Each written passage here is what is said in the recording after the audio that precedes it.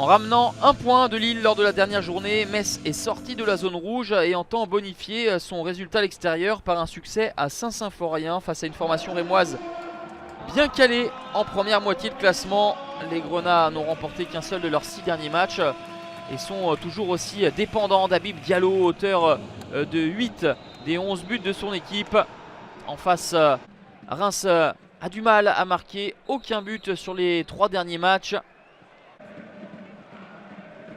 Vincent Ognon fustigeait le manque d'attention de ces hommes qui sont souvent coupables de sautes de concentration et encaissent des buts en début de rencontre. C'est encore une fois le cas ce soir avec dès la 7e minute le premier but en Ligue 1 Conforama d'Axel Dissassi, le défenseur central rémois, et qui exploite le coup franc de Mathieu Cafaro. Ça fait 1-0 pour les hommes de David Guillon qui vont insister ensuite pour essayer de se mettre à l'abri. La frappe est un petit peu trop molle pour inquiéter Alex Oukidja.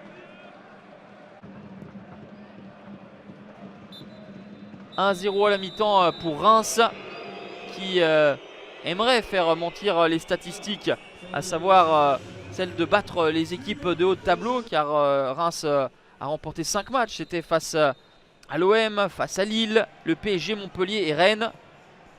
Là cette fois-ci c'est plutôt bien parti face aux Messins, mais qui vont réagir, être un petit peu plus tranchants dans ce deuxième acte.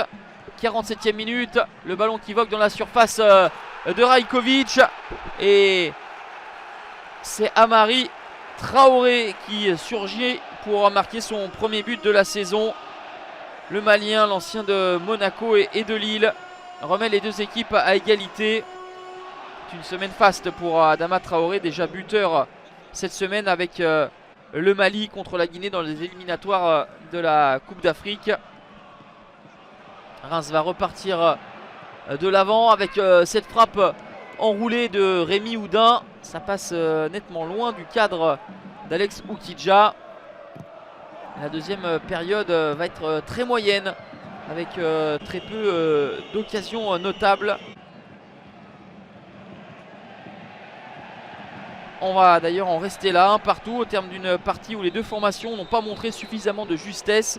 Le nul est plutôt logique. Metz et Reims bouclent tous deux un 4e match en victoire avec le même bilan de 3 nuls et une défaite.